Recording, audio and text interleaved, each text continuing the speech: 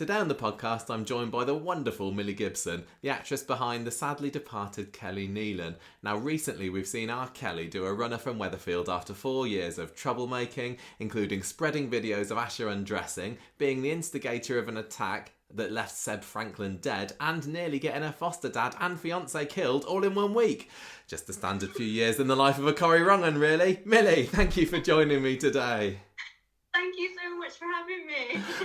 I'm so happy to get you on here at last. Oh, I know, and what an introduction! Wow. Yeah, you've had you got fit quite a lot in these past few years, haven't you? I have. You naughty young madam. But I'm happy in a way that we're getting to talk about it, because when we met back in March, we said we needed to get you on the podcast, but also a bit sad because you're gone. I know. Who would have thought, back in March, the next time we'd speak on the podcast would be my ending. But yeah, it's been crazy. It has. Well, congratulations on such a brilliant 4-year stint on Corrie, because, I mean, it takes a special kind of performer, I think, to make such a big impact when you've only had, just over 200 episodes, I reckon? So yeah, well done at first for all the well-deserved praise you've been getting. Thank you so much. It was so weird because on my last day, they told me that I'd came in for 3 episodes and stayed for 207. So 207 was. I mean, what's it been like to shoot to stardom like this and getting so much recognition for your work? Oh, it's been a completely different world. I mean, I've been so lucky to be given the storylines that Corrie provided and trusted me with, and like you said, it's all been very hard-hitting stuff, so I mean, it's all been amazing though. Very, very grateful. Do people prepare you for being thrust into the public eye? Corrie, coming onto Corrie is a bit of a big gig, isn't it? Did you prepared? Well, I came on when I was 14, and my first 2 years were quite mild compared to the last 2 years. Yeah, that's true. Been quite more in the public eye and articles, getting papped, and that was just a completely different world to me. But when it all started happening, obviously Tanisha's on the show as well. There's other young people on the show you can talk to and say, hey, how are you dealing with all this stuff, and the social media pressures, but you all sort of figure it out together. I mean, it's like any industry, but yeah, it's crazy. So why did you decide that now the time was right to leave the show? I just sort of thought, this is obviously the most incredible job that you could ever think of getting, especially at my age. But when you get to a point that I feel like I got the most out of it, I think the most out of the character, I'd explored so much of Kelly, and I just thought, whilst I'm still young, I might go and see what the rest of the world has to offer. But it was a bad decision for sure. Yeah. What did your friends and family think when you were telling them about you were thinking of leaving? Oh, they thought it was crazy. They were like, why on earth? It's such a secure position. And I was like, of course, but that's what the thing is. I don't need to be secure at the minute. I need to, spread my wings and see what could happen, and nothing could, but I would have regretted it if I hadn't tried, so I'm going to try. Yeah. Were you nervous about telling the producer at Coronation Street? Because, I mean, Kelly Neelan is one of the biggest characters at the moment, isn't she? I know. Or was. I know. What careful of I wanted to give them enough time for them not to be freaking out, thinking, oh my god, what are we going to do? Yeah. So I left it enough time, but because they're all so nice and so supportive, it was sort of it was a bittersweet reaction. So it was you know what, we completely understand, but we're going to miss the character and you as well. So they were super, super lovely. Yeah, and is that the same with all your kind of Corrie mates on the show? Yeah. I mean, the first few people I told were the people I was obviously working with, because it would affect them and the storylines of the future. So I told Mikey, and as Mikey is, he was just like, you know what, I don't blame you. You got to do what you got to do, and I'm so happy for you. And everyone was just so understanding and delightful, and they just wanted to savour every moment till I left there. Yeah. I mean, how far back are we talking here? When did you kind of start to tell everybody, I think I want to leave? Oh my gosh, so it was about January. So it's been a while, and I didn't know what they were going to do for my ending. Me and Mikey sort of guessed it might have been something to do with my dad, because they imagine if I left and we still wouldn't have known. yeah, it's been weird seeing it all unfold.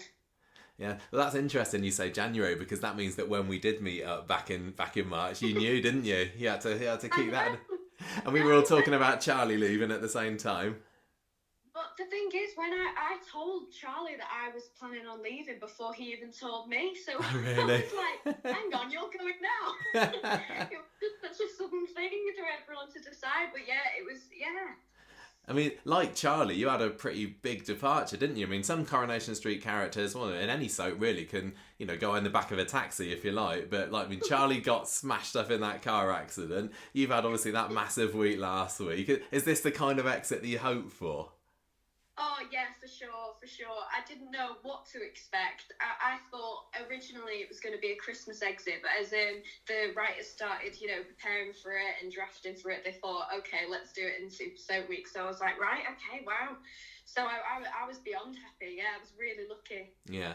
I mean, when was it that you first heard what kind of form your final scenes would be taking? You know, that it'd be tied up with the story with Gary killing Rick, the rooftop stuff. When did those ideas start to be put to you? Oh, I think it was about April, or yeah, maybe April, because I remember them telling me about my new romance with Adam Hussein's character, Addy. Yeah. So I was like, right, okay, that's going to gear on, didn't it? But yeah, so that was about April I found out all my exit. Yeah, and what did you think when you heard about the fact that they were really pulling out all the stops for you? Oh my gosh, I remember it so vividly. I was sat on I was at my auntie's house and I was sat on her furniture floor, on her living room floor, and I just sort of jaw dropping at every single sentence he said. Like, he kind of just really spoke about it really casually, like, yeah, then Addy gets shot, and then and I was like, whoa, can we go back a bit? But yeah, it was crazy. It was really cool. And then you had this big volume wall, didn't you, for all the nighttime scenes on top of the roof?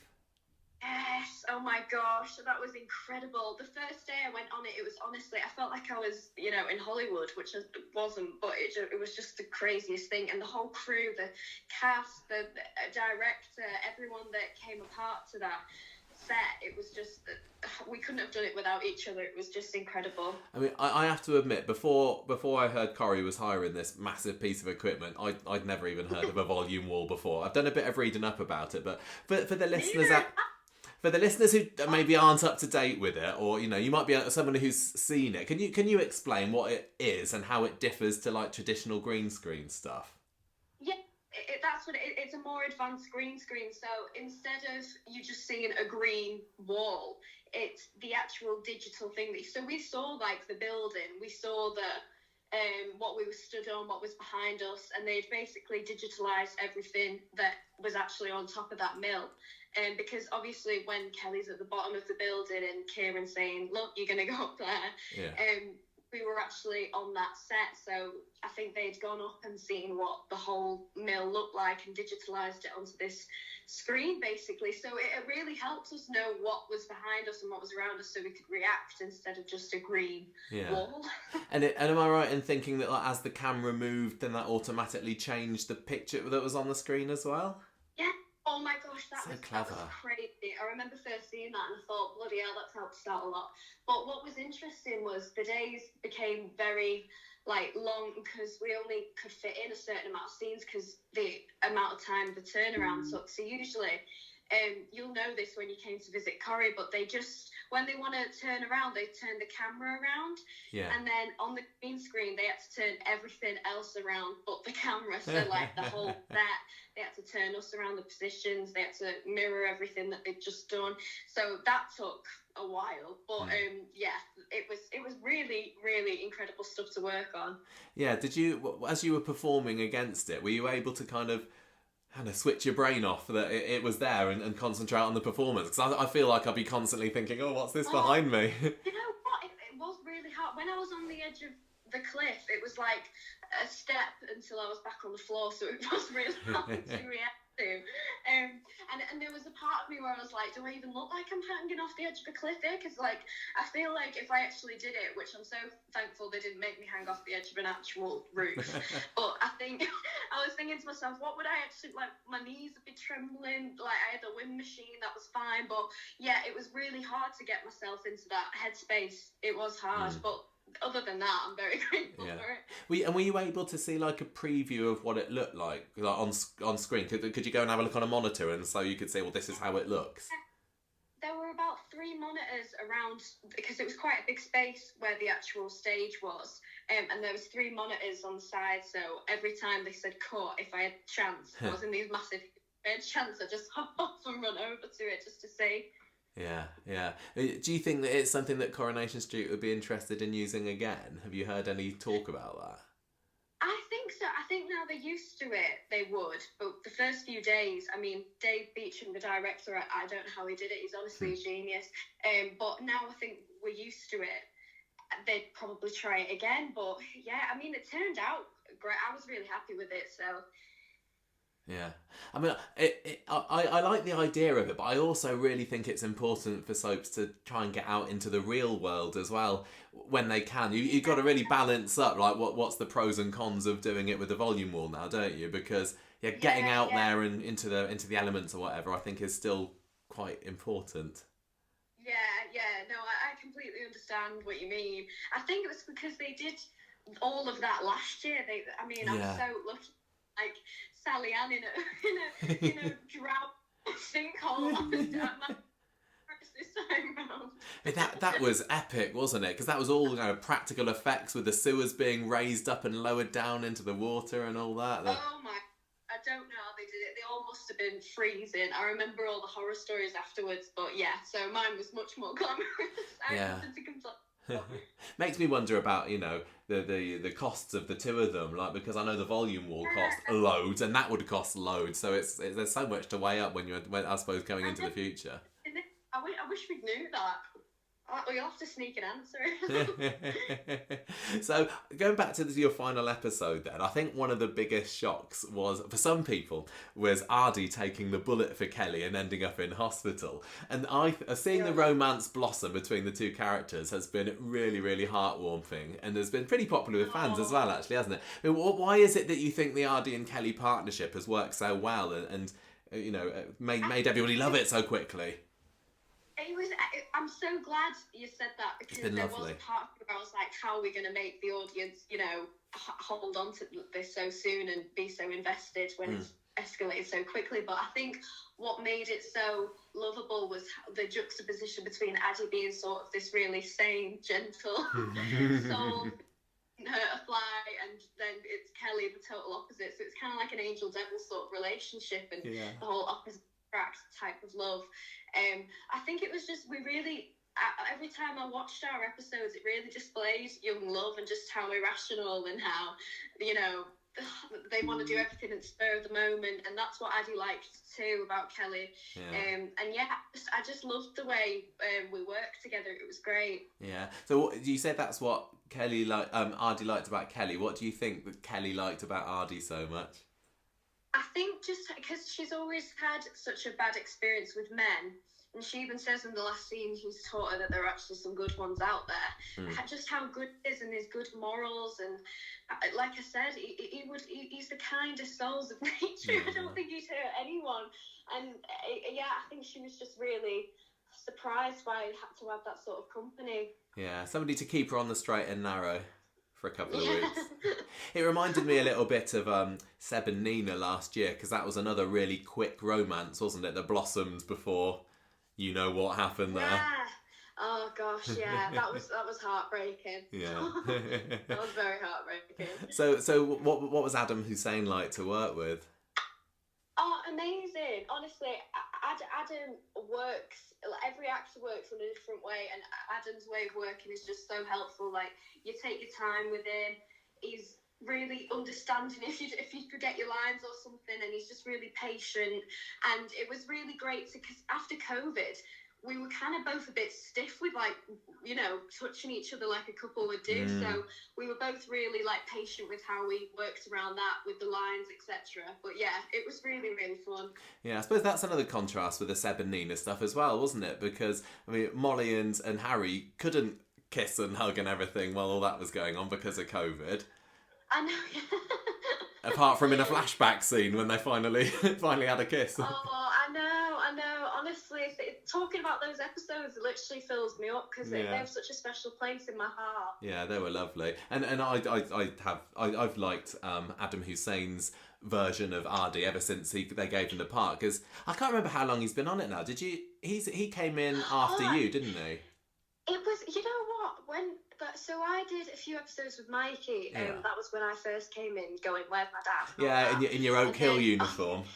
Yeah, and then obviously I think it was a few months that passed, and then I came in for the Ashes nudes being leaked, and that's when Adam came in, so it sort of felt like we came in at the same time. Yeah, and he's gone down really, really well with the viewers as well, hasn't he? Everybody loves Ardy. Oh, everyone loves him. When he got shot, everyone was just, it was really sad. Yeah. Did you expect Ardy to get shot? Well, I did, because that's one of the things that when I came to the set last month, I saw the follow-up scenes with Mikey and Samia. So the difference for me and Gemma when we saw that was we'd heard that Ardy had been shot, but we didn't know the context of it. So we were trying to piece together from bits of dialogue that Gary and Maria were having, like, what's gone on here then?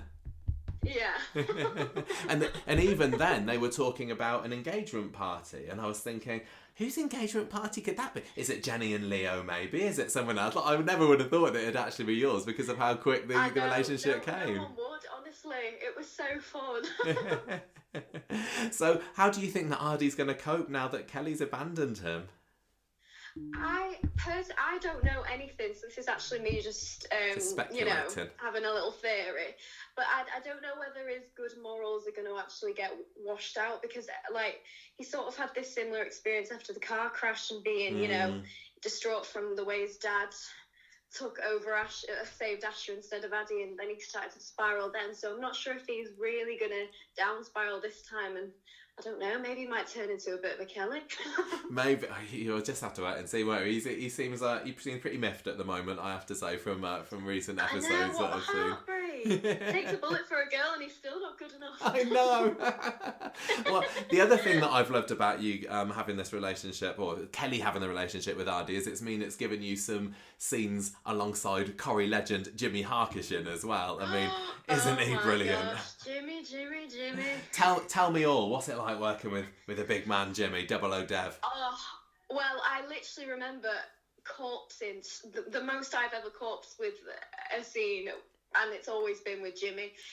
I can't stop laughing every line he says, because he says it all in the read through, and you're like, right, okay, and then they do action, and he does something completely different, and you're like, oh my gosh, Jimmy, I can't do this today. Yeah. But it's just so good. It's so fun working with him. He's the loveliest man ever.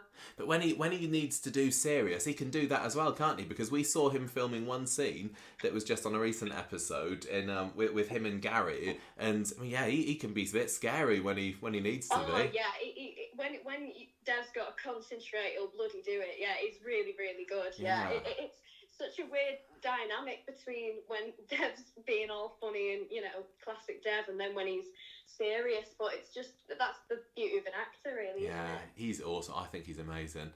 And he's great. Speaking of dads, you also, and this was unexpected for me, got a chance to film some scenes with your Corrie dad, Rick Neelan, played by Greg Wood. So what did you think about that, bringing him back to star alongside you from beyond the grave? Oh, honestly, that was crazy. And I remember we had our first day together. The last time I saw him was my first day together.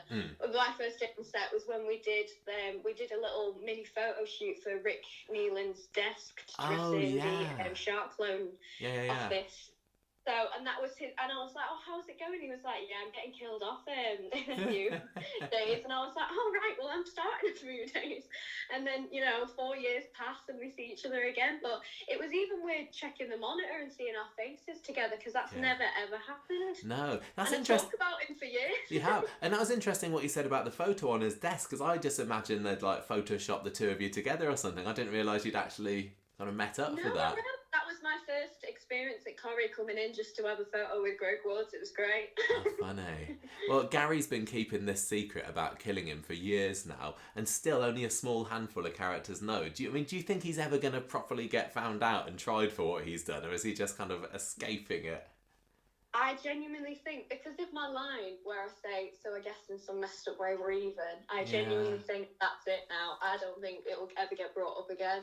I'm kind of on the same thinking and thought as you there, because for since 2019 when it happened, I've been thinking, no, come on Gary, you got to get caught for this, you got to get caught out. But yeah, that line that you delivered did kind of click something in my head and go, you know what, he's suffered quite a lot himself, and it was self-defense.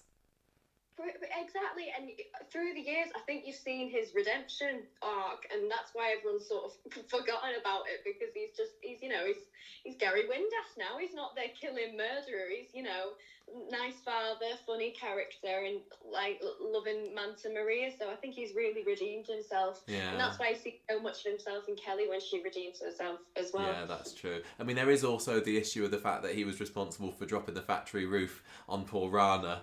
And back in the day as well, I think he's well, I mean, Imran's obviously not round to find that out, but they're still Imran's mum. But I think he's got away with it. The lucky swine. Me too. Honestly, I think that's it with now. But he is a bit of a charmer, isn't he? Like Mikey himself. When I had a chat with him when we came up, and he's a very nice guy. So wouldn't be surprised if Gary can schmooze his way out of it. Exactly. He's too charismatic to get I know. Now.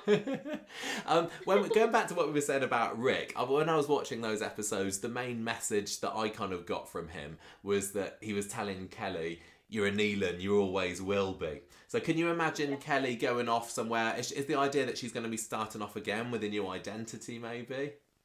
I think so, because I keep repeating lines here, but the most heartbreaking thing I read when I got my last scripts through is when I say, I don't want to be Kelly Neelan, I don't want to be Kelly anyone, I just want to be Kelly. So I think she's going off to find herself without any distractions, without anyone from her past bumping into her on the street saying, oh, you're horrible. So I think she just needs her own space and, like I said, find her own identity, really, without a dad following her around. Yeah, I wonder whether, in the future, whether Kelly's gonna be living somewhere else, she'll have changed her name and everything, and then you get a character on Coronation Street referencing this name, and then it turns out it's Kelly Neelan with a different name. It could happen. Oh, that is good. I'll send it in. That is really good. But do you think you ever would come back in the future? Because they've not closed the door on you, have they?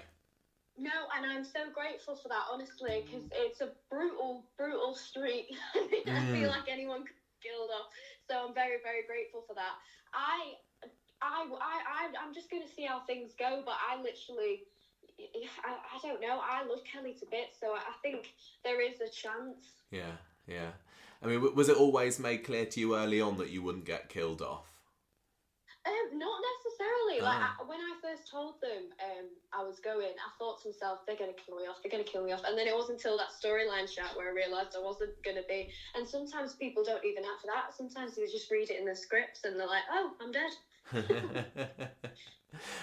Speaking of killing people off, can we just talk a little bit about the Seb storyline? I know that it's makes you sad to think about it, but do you think that Kelly was punished enough for her involvement in that? Because we always have a joke on the podcast about the fact, no, she needs to have that book thrown at her. But do you think that she's even, I guess, there? I'm biased because I feel like, I mean, it's such a cliche thing to say, but she is a part of me, so I think she suffered so much, which she deserved, but I think she has redeemed herself enough to not suffer anymore from that case. I think Corrie should suffer a lot more, but he's just been dragged off. Let's just imagine he's really suffering in prison at the moment, shall we? So Coronation Street's just all about suffering for some character, isn't it? You've been suffering, he's suffering, Gary's suffering, poor Abby is suffering. Addie suffering. Abby as well. You killed her son. Yeah. Georgia Toya's suffering. Oh my gosh, yeah. Sawyer as well. I mean, you struck up quite a bond with Georgia, didn't you, when she was being your foster mum? Oh yeah, no, oh my gosh, I love Georgia to pieces. But yeah, it was so lovely that we finally got a nice scene together to sort our characters out. Even though we didn't really get a goodbye, we sort of got a right. Let's be even. Let's be fine. Yeah. So that was really that was nice. You got a final scene, and also there's obviously your birth mum Laura as well. Did you? What came? Did she decide that she was leaving before you did? Because, you know, these all happened at different times. Did you all talk together about we're going to leave at some point this year? Yeah, it was sort of like... It did. Now you said it, it does sort of feel like we've all got together at a table and said, let's all leave. I think Kelly's cursed. I'm going to start worrying about, you know, Gary, Maria and Toya. Everyone you touch leaves the programme. Yeah. But no, I didn't know Kel was leaving until we all found out. But yeah, it was... Yeah, it did all come round very suddenly. That's why we always make a joke saying that George is just the only one left out of that dysfunctional family. Yeah, it's true. Well, she's got Spider to look after her now, though, hasn't she? Has Toya? I know. She's moved on. Just before we finish, I'd be interested to know, before you started on Coronation Street, did you watch the programme much? Were you a fan? Or was it going to something new? I feel like there's a period when you're like, before starting secondary school, you watch it and catch on a bit more, and then it's until after sort of the school life you watch it again. But yeah, I did used to watch it with my mum. Yeah. So was it pretty daunting stepping out and seeing these characters that you'd known and stuff, or did you just love it? Yeah, especially Mikey, because Gary Windass is the iconic character in well, when I watched it in my day, he still is. But yeah, it was weird. Yeah. What would you say were some of the biggest lessons you've learned about being an actor from working on Corrie? Oh, honestly, I think every single person I've worked with has left an example, and it's not so much that they've given me like specific lines of advice that I can reiterate now, but every single person I've had a scene with, I've always learned from their example of acting. And I think I've just also got used to the camera so much, and it's such a good training ground. Because you're obviously on set every day, it's back-to-back scenes, and you learn lines really quickly, and you just get so used to the routine and the dynamic. And honestly, it's the best few years of my life by far. Tell you what, if you go onto something else, then they've got a volume wall, you'll be like, yeah, I know how to do that. Volume wall, easy. Volume wall, this is pizza cake, yeah. And have you got any plans at the moment for what you want to do next? I've got a few bits, but I'm just auditioning at the minute. I'm sort of going with the flow. It's been nice having a bit of a break, to be honest. But it's going all right so far. But we'll see. We will see. Yeah, I'll keep an eye out for that. Lastly, I just wondered as well: is there anybody at Coronation Street that you wish you had been able to work with at all, or more than you got a chance to? Well, I did have a few scenes with Bill Roach. I had 2 scenes with Bill Roach, and it was great. Did you? What were they? I don't remember. It was with Stu and him sorting out the food. It was honestly a cough and a spit scene, but I'm still stubbing my life on it that I've worked with him. Yeah. But other than that, I think I'd love to work with Sally Ann's character. We never really had many scenes together. And Sharon Gordon's having a bit of a dynamic with the 2 girls at the bar. So, probably. Because Kelly hadn't quite turned 18, had she? So she wasn't really allowed in the Rovers yet. You have to come back and order that pint or whatever's your tipple in the future. Yeah, that'll be my first scene if I return. Yeah, I'm back. She just blast the Rovers doors open and you're standing there. Now, a pint, please, love. Oh, Millie, it's been really, really lovely speaking to you today. Thank you so much for taking the time to come onto the podcast. And I really, really do wish you the best of luck for the future. I think you've got a really bright career ahead of you. For having me. Thank you. No worries. Bye-bye then. Bye. See ya.